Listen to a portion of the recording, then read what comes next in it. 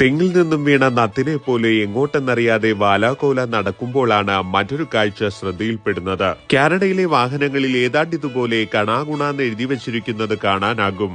അത്ഭുതമെന്ന് പറയട്ടെ, ഇതൊക്കെ ഇവിടുത്തെ വാഹനങ്ങളുടെ നമ്പർ പ്ലേറ്റുകളാണത്രേ. എടാ വിജയ, എന്താടാ ദാസ, എടാ നമുക്കെന്താ ഈ ബുദ്ധി നേരത്തെ തോന്നാത്തത്?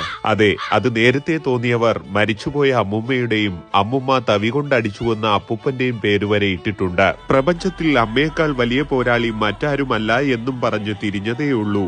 അതാ വരുന്നു വലിയൊരു മിസൈൽ. അപ്പന്റെയും ചേട്ടന്റെയും ചേച്ചിയുടെയും അവന്റെയും ഇവന്റെയും എന്തിന് വെഞ്ഞാറമൂട്ടിലെ രമണിക്കുഞ്ഞമ്മ വരെ ഇവിടുത്തെ റോട്ടിലുണ്ട്. കാനഡയിലെ വാഹനങ്ങളുടെ നമ്പർ പ്ലേറ്റുകൾ നമുക്ക് വേണ്ട രീതിയിൽ രൂപകൽപ്പന ചെയ്യാവുന്നതാണ്. ഇവിടെ വാഹനത്തിനല്ല, ഡ്രൈവിംഗ് ലൈസൻസിനാണ് നമ്പർ പ്ലേറ്റുകൾ ലഭിക്കുക. ഇനി നിങ്ങളുടെ വാഹനം മറ്റൊരാൾക്ക് വിൽക്കുകയാണെങ്കിൽ വാഹനം മാത്രമാണ് വിൽക്കാൻ സാധിക്കുക.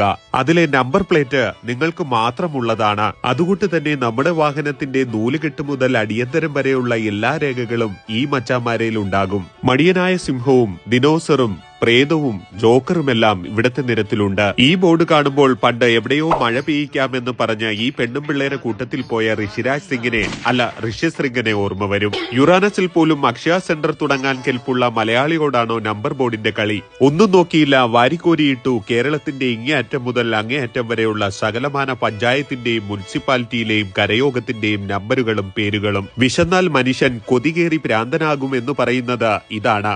ആഹാ, അടിപൊളി. കാറിനിടാൻ പറ്റിയ നല്ല അന്തസ്സുള്ള പേര്. ഈ പൊട്ടന്മാർക്കിത് എങ്ങനെ സാധിക്കുന്നോ ആവോ? ഒന്ന് തുമ്മിയതാണ്, അതാ പോകുന്നു ആ ഹച്ചി. ഇതിന്റെ കുറവ് കൂടിയേ ഇവിടെ ഉണ്ടായിരുന്നുള്ളൂ. ഇപ്പോൾ എല്ലാം പൂർത്തിയായി. നമ്മുടെ നാട്ടിൽ നിന്നും ചുക്കും ചുണ്ണാമ്പും ഓട്ടിച്ചു വന്ന സായിപ്പ് സ്വപ്നത്തിൽ പോലും കരുതി കാണില്ല ഇത്തരമൊരു ടിസ്റ്റ്. പക അത് വീട്ടാനുള്ളത് തന്നെയാണ്. സോറി സായിപ്പേ.